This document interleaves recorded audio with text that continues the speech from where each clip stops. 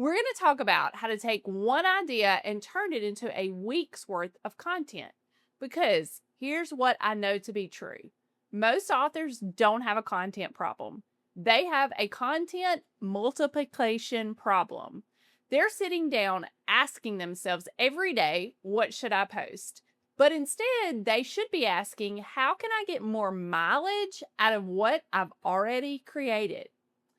So, we want to start with one core idea. The first thing that you want to understand is that every piece of your content doesn't need to be completely different. In fact, some of the most effective content strategies start with one core idea, and then you share that idea in multiple ways. So, think about writing a book. When you write a book, you don't write 20 different books at the same time. You write one book with one central message, and then you develop that message chapter by chapter. Your content can work the same way. You start with your main idea, a core idea. Maybe it's a lesson that you've learned or a common mistake that your audience often makes, a question that someone often asks you, a story from your own experience, or a principle from your book. One idea. That's all you need. Now, I want to share with you my favorite content flow. Let me walk you through a simple content flow that works really well for authors. You might want to grab a sheet of paper for this. Step 1, create a long form piece of content. This could be a podcast episode, a blog post, a video, a teaching session. For me, it's usually a podcast episode. That's where I take the time to develop an idea and explain it in depth. That long form content becomes the foundation for everything else. Think of it as the trunk of a tree. Everything else grows out from that. Step 2. So with step 1 was create a long form piece of content. Step 2 is turn it into an email. Once you've created long form content, send an email to your list. But you don't have to feel like you have to rewrite that entire thing. You can simply pull from it, and you can pull a takeaway. You might pull a key lesson, a personal story, a challenge for your audience. Then you will invite the people to listen to the full episode or read the full article. Remember, your email doesn't contain everything. Its job is to create connection and point people toward your content. So number 2, turn it into an email. That leads us to step 3, creating social media posts. Now, take that piece of content and pull out a few smaller ideas. For example, if your podcast episode is called How to Turn One Idea into a Week of Content, your social media post might be about why authors struggle with content creation, the biggest mistake people make when creating content, the benefits of repurposing content, a simple tip for creating less and reaching more people.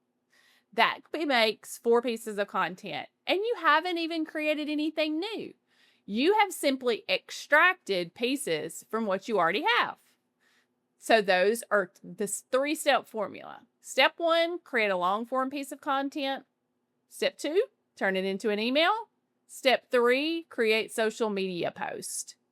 Now, let me give you a real example. Let's say you write a blog post about building an email list. From that one piece of content, you could create a podcast episode discussing it in detail, an email sharing your biggest takeaway, a social media post with a statistic, a social media post sharing an author's biggest mistake, a social media post with a quick tip, a quote graphic, or even a short video discussing one key point. Those could become reels or YouTube shorts. You get where I'm going with that.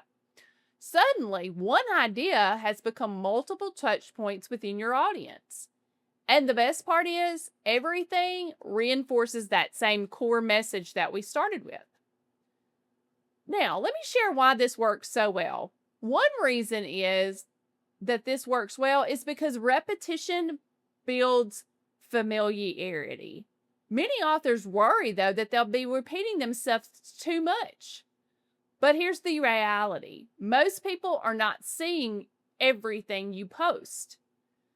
Why do we repeat things? This brought up another story from my childhood, this time in school. I don't think that they do this with kids anymore. But if you went to school around the time I did, or maybe even before, you probably remember having to learn your multiplication tables. And they drilled those things into us. We had to repeat them over and over again. We had to write them over and over again. Did y'all do the timed multiplication test? One of the reasons that we did that is because repetition builds familiarity. And you bet your bottom dollar, I remember those things. So many authors worry that repeating themselves too much is bad. But if you go back to those days, I'm telling you, it's the best thing. Or if you did Bible drill. I did Bible drill in school as well. Well, not in school, but at church during my childhood. And how else did I learn all of those Bible verses? Repetition. So, most people aren't seeing everything you post when you put it out there. And even if they do, it takes people seeing something multiple times before they're going to take action. Think about how many times you've heard someone recommend a book before you actually went and bought it or got it from the library.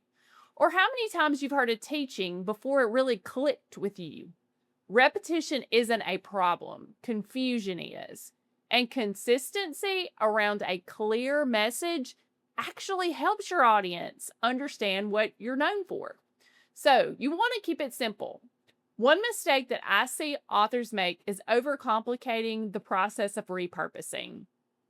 They think that they need dozens of pieces of content or that they need to be on every platform. If you haven't listened to last month's series on building on borrowed land about platforms, you should definitely go back and listen.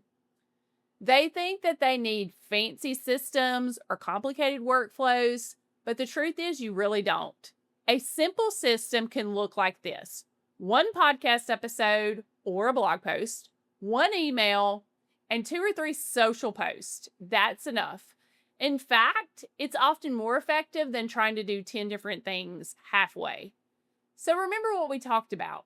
You don't need to be everywhere. You just need to be consistent where it matters. So here's your action step. This week, I want you to choose one piece of content that you've already created. Maybe it's a blog post, a podcast episode, a chapter from your book, or an email that you've sent. Then challenge yourself to create 3 additional pieces of content from it, not something new. Simply repurpose what you already have. I think you'll be surprised how much content you're already sitting on. And next week, we're going to have a very special guest. And she is going to help us talk about your book, which is your 24/7, 365 content engine. Dr. Carolyn Wiley is a book coach, or writing coach rather, and she is going to talk about this with us. And I cannot wait to have her on. Also, I wanted to share, if you have the need for help with creating this simple system for your author platform, and you'd like someone to help you with this one-on-one, or even to offer you a done-for-you solution, please go over to AliciaAvantandCompany.com and schedule a time to talk with me, and I can let you know how Alicia Avant and Company and my team can help you to repurpose your content. Thanks so much for listening, and I will see you back next time.